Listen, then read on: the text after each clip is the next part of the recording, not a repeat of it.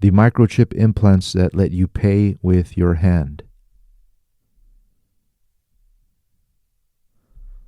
Patrick Paulman causes a stir whenever he pays for something in a shop or restaurant. This is because the 37-year-old doesn't need to use a bank card or his mobile phone to pay. Instead, he simply places his hand near the contactless card reader and the payment goes through. The reactions I get from cashiers are priceless, says Mr. Paulman, a security guard from the Netherlands. He is able to pay using his hand because back in 2019, he had a contactless payment microchip injected under his skin. The procedure hurts just as much as when someone pinches your skin. Notice this. They put it under his skin, a microchip.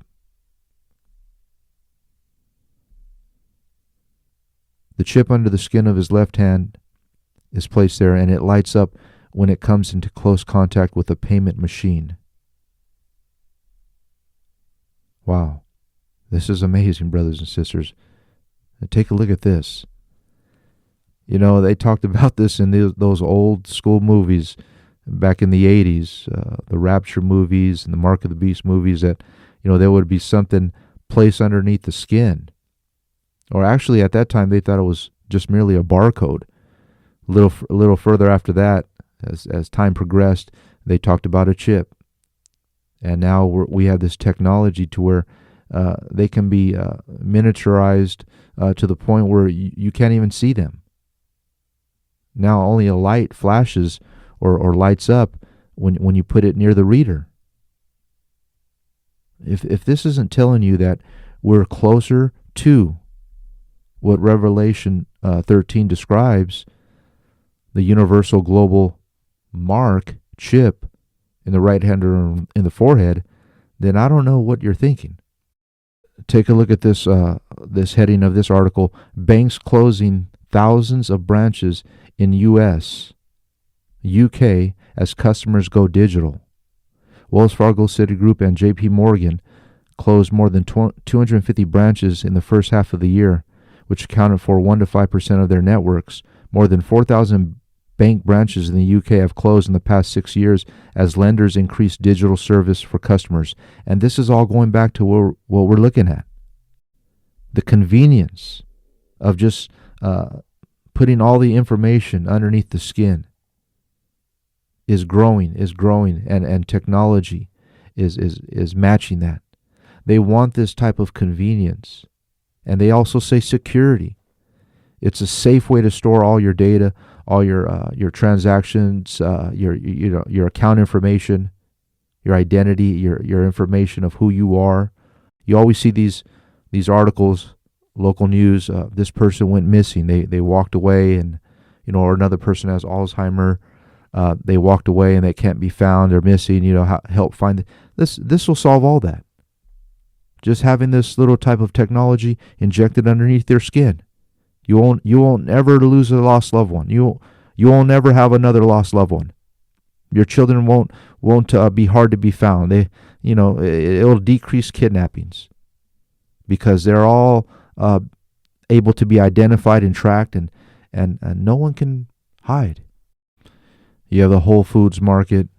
They're boasting about skipping the register, just scan to enter, grab your bags, shopping bags, and fill them up, and you're all set.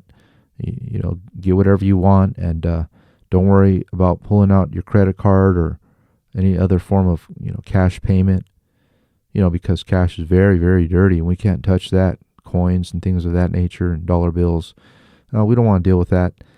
So just fill up your carts and go ahead and just walk through the line there, and just wave your hand. Just go ahead and wave your palm right over the little deal there, and you'll be able to pay with your palm. And that's going to be a great benefit to you. You're in a rush, and we'll make it very convenient for you, and just pay with your palm. Notice how it's the hand that's being used for convenience, to pay, to store things, to have your identity, open your car door, start your car, get in, to secured areas, grab lunch during lunchtime at your workplace, and just use the chip inside of you, use your palm, use your right hand. And sooner or later, there's going to be some type of advertisement that's going to talk about using your forehead. We haven't gotten to that point yet. But they have to consider those that do not have hands. I've said this years ago. It's just my theory. But I said, well, listen, there are people that do not have hands. They don't have a right hand. They don't have a left hand.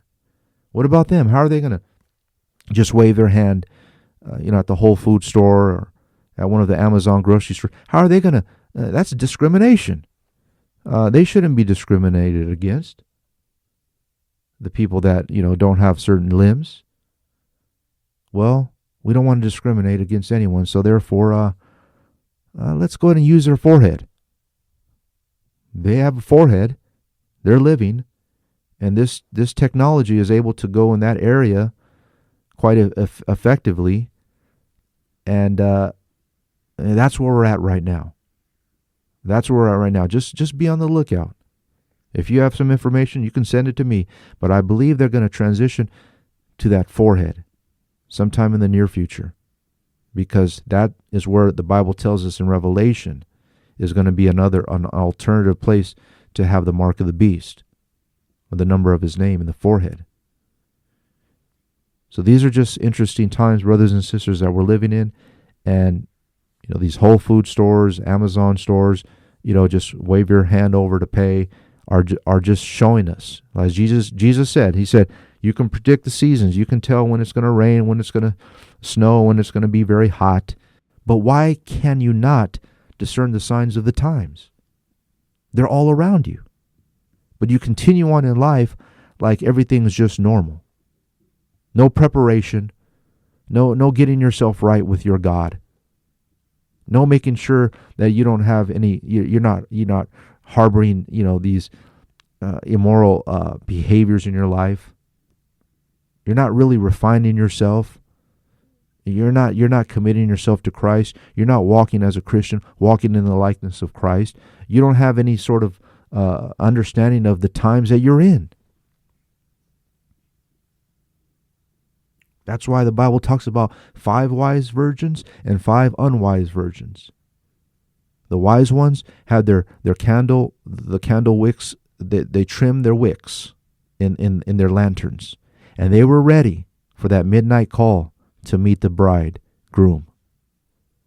And they went on and entered in, and the 5 unwise, the ones that were not prepared, the ones that weren't discerning the seasons, that didn't understand the signs of the times, they were left outside, and it was too late. Let's make sure that we're one of the wise in these end times, and we're taking a look at what's going on all around us, not being paranoid, but just having an eye open to see technology as it advances and how it's being incorporated in our daily lives, and what they're saying it's going to be used for, but understanding there's an ulterior motive behind it, reading between the lines, things of that nature.